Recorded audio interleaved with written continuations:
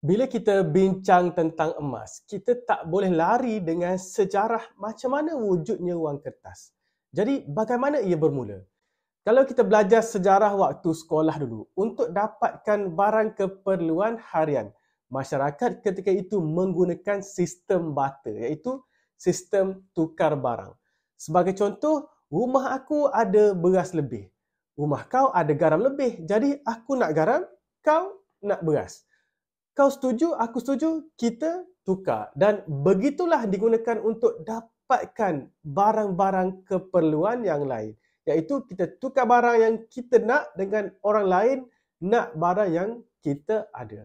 Bila dua-dua dah setuju, proses barter itu berlaku. Kekurangan sistem barter. Baiklah, sekarang sistem barter ataupun sistem tukar barang ada had dan ada banyak kekurangannya. Yang pertama, susah nak dibawa. Saya nak dapatkan seekor kambing sebagai contoh dan di rumah saya cuma ada garam untuk dijadikan sebagai tukaran. Jadi, bagaimana saya perlu bawa garam yang berkilo-kilo untuk ditukarkan supaya saya dapat seekor kambing? Ini merumitkan proses barter tadi. Yang kedua, tak semua orang mahukan garam saya. Bila saya ada garam dan saya mahukan seekor kambing, saya perlu mencari orang yang ada kambing lebihan dan orang tersebut mereka perlukan garam. Jadi peluang untuk saya dapatkan seekor kambing tadi sangat nipis. Mungkin saya perlu mencari orang yang memiliki kambing baru jumpa yang mahukan garam dalam masa yang sama. Yang ketiga, tarikh luput ataupun item rosak. Barang makanan ataupun keperluan biasanya ada tarikh luput atau perlu simpan dalam kondisi yang sesuai untuk kekal sebagai barang yang asal. Garam tak boleh kena air, nanti dah jadi air garam. Jadi, untuk pastikan saya boleh bawa kambing saya perlu simpan garam saya dalam keadaan baik. Ia sangat merumitkan. Baiklah, untuk mengatasi masalah dalam sistem barter tadi, manusia jadikan emas sebagai alat asas untuk tukaran dengan barang keperluan yang lain. Emas barang yang bernilai di mata manusia sejak dulu lagi. Hingga dalam syurga nanti pun, emas merupakan barang yang bernilai. Oleh itu, bagi mengatasi kekurangan sistem barter tadi, barulah wujud duit sebagai medium transaksi. Duit ketika itu ialah emas. Sebagai contoh, satu keping dinar emas nilainya sama dengan seekor kambing. Nilainya kekal sama sejak daripada 1400 tahun dulu lagi ketika zaman Nabi lagi. Walaupun harga emas dah meningkat berlipat kali ganda, tapi dengan sekeping dinar yang sama kita cuma boleh dapatkan seekor kambing.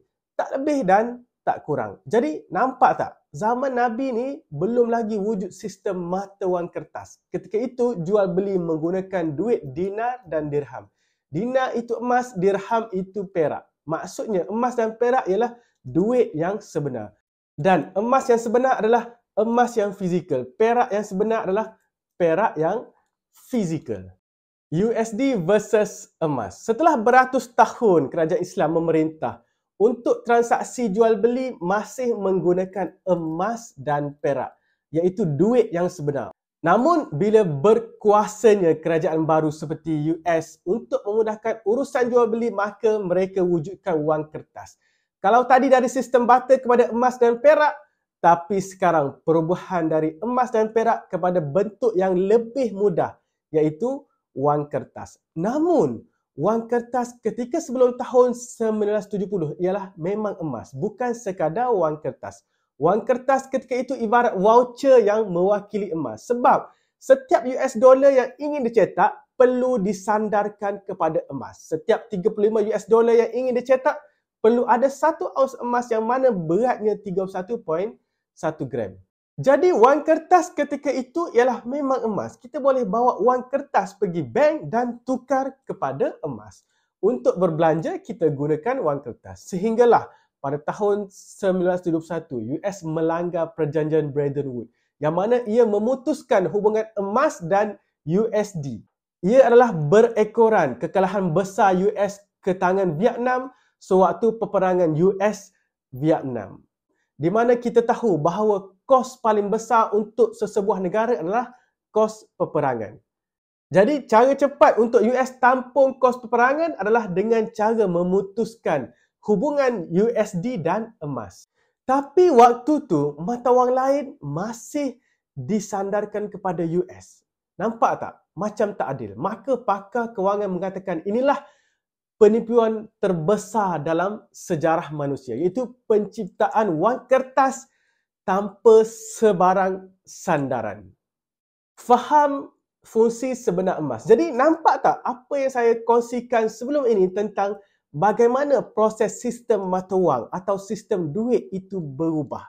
Oleh itu sekarang, sebelum kita mula terlibat dalam emas, apa sebenarnya fungsi emas di waktu sekarang?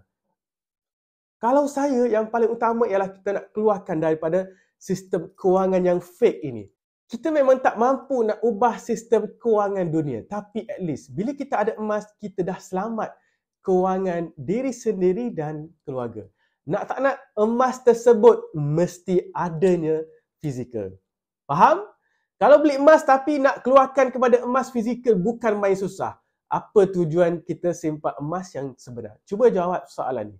Sedangkan kita sendiri sudah tahu kalau berlaku bank run di mana semua orang dekat Malaysia ni keluarkan duit secara serentak. Mungkin ada yang tak dapat duitnya.